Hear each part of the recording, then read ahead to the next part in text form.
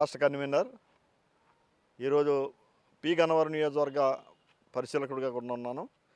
ఈరోజు ఏదైతే Telugu Desam party, Janasena, BJP ఉమ్మడి మేనిఫెస్టోను రిలీజ్ చేసిందో ఒక్కసారిగా బడుగు బలహీన వర్గాల్లోనూ ముఖ్యంగా ముస్లిం మైనారిటీ వర్గాల్లో చాలా అనూహ్యమైన స్పందన వచ్చింది. చాలా బ్రహ్మాండమైన ఆదరణ వచ్చింది. ఆ మేనిఫెస్టోను చూసి అందరూ కూడా చాలా ఆనందడోలికల్లో ఈవేళ మైనార్టీ వర్గాలన్నీ కూడా ఉన్నాయన్న సంగతి ఈ సందర్భంగా మీకు తెలియజేసుకుంటూ, ఏదైతే ముఖ్యంగా అతి పవిత్రంగా భావించే హజ్ యాత్ర, ముస్లిమ్స్లో హజ్ యాత్ర చేయాలనుకుంటారో పేదరికం కారణంగా చాలామంది హజ్ యాత్రకు చేయలేకుండా దూరంగా ఉన్న పరిస్థితి.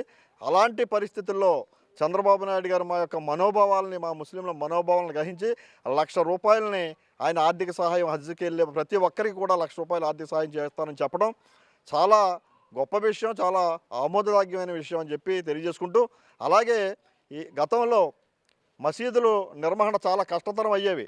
మసీదుల్లో ఉండే గురువులు, ఇమాం, మౌజన్లకి జీతాలు ఇవ్వలేక మసీదుల నిర్వహణ చేయలేక మసీదుల నిర్మాణాలు చేసేవారు. అలాంటి పరిస్థితుల్లో అది గమనించి దేశంలోనే మొట్టమొదటిసారిగా చంద్రబాబు నాయుడు గారు మౌజన్లకి, ఇమాములకి కూడా గౌరవ వేతనాలు ప్రారంభించడం జరిగింది. ఆ రోజు 50,000 మసీదులకి, అంటే సుమారు 10,000 మందికి గౌరవ వేతనాలు ఇవ్వడం జరిగింది.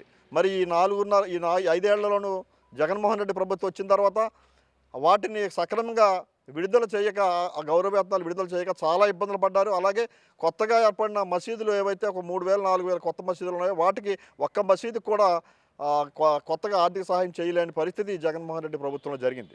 అలాంటిది ఇవాళ చంద్రబాబు నాయుడు గారు మళ్ళీ ప్రకటించారు.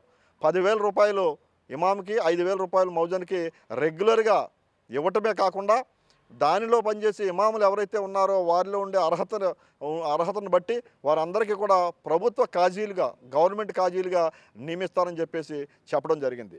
మరొక విషయం ఏంటంటే, ఇవాళ ముస్లిం మైనారిటీ వర్గాలన్నీ పేద వర్గాలు, చాలా రెక్కాడితేనే కానీ డొక్కాడని వర్గాలు ఉన్నాయి. అలాంటి పరిస్థితుల్లో 50 సంవత్సరాలకే మరి వృద్ధాప్య పెన్షన్ ఇవ్వటం అనేది చాలా గొప్ప విషయం. అది కూడా ₹4,000 పెంచి ఇవ్వటం జరిగింది. గతంలో మరి ముస్లిం మహిళలు పెళ్ళిళ్ళు అవి చేయాలంటే చాలా ఇబ్బందికరమైన పరిస్థితి ఉండేది. ఆ టైంలో మరి చంద్రబాబు నాయుడు గారు పెళ్లి కానుక, అంటే దుల్హన్ పథకం కింద ₹50,000 ఇవ్వటం జరిగేది. 2014, 2019 మధ్య సుమారు 40,000 పైచిలకు జంటలకి ఆయన పెళ్లి కానుకని ఇవ్వటం జరిగింది. మరి అలాంటి స్కీమ్ని జగన్మోహన్ రెడ్డి ప్రభుత్వం వచ్చిన వెంటనే ఆపేయటం జరిగింది. మళ్ళీ మేము ఆందోళన చేస్తే 1 సంవత్సరం నుంచి ఇవ్వటం మొదలుపెట్టి కేవలం ఈ 5 ఏళ్లలోనూ 4,000 మందికి మాత్రమే ఇచ్చి, అరకొరగా ఇచ్చి చేతులు దులుపుకున్న పరిస్థితి. ఈ రకంగా ముస్లిం మైనార్టీ వర్గాలకి ఎప్పుడూ కూడా అన్యాయం చేస్తూనే ఉన్నాడు జగన్మోహన్ రెడ్డి. ఇవన్నీ కూడా గమనించారు. గతంలో తెలుగుదేశం ప్రభుత్వ హయాంలో ఏవైతే పథకాలు, స్కీములు ఉండేవో ఇప్పుడు ఏవైతే రద్దు చేశారో ఇవన్నీ గమనించి వెయిట్ చేస్తున్న తరుణంలో ఒక మంచి మేనిఫెస్టోని ఇవాళ చంద్రబాబు నాయుడు గారు ఇవ్వడం జరిగింది. గతంలో మాదిరిగానే రంజాన్ తోఫా కూడా మళ్ళీ పునరుద్ధరిస్తానని చెప్పడం జరిగింది. అలాగే ఈద్గాలకి, కబర్స్థాన్లకి స్థలాలు లేక ఎప్పటి నుంచో పెండింగ్లో అనేక వేల, వందల అప్లికేషన్స్ ఉన్నాయి.